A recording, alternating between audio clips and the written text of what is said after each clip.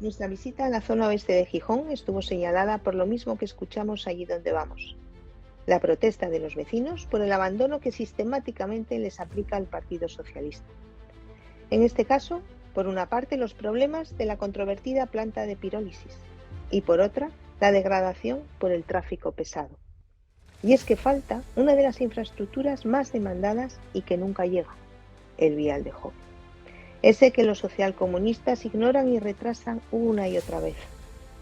Ese que prometen pero al que no destinan partidas presupuestarias ni para iniciarlo. Y esta es la realidad que queda para quienes viven allí: enfermedades, incomodidad, ruido, suciedad y sobre todo desesperación. Desesperación por una acumulación de agravios que los políticos socialistas les infringen día tras día, año tras año y legislatura tras legislatura. Es el engaño permanente.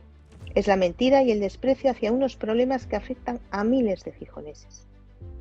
Los vecinos de la zona oeste de Gijón necesitan soluciones y Vox estará con ellos.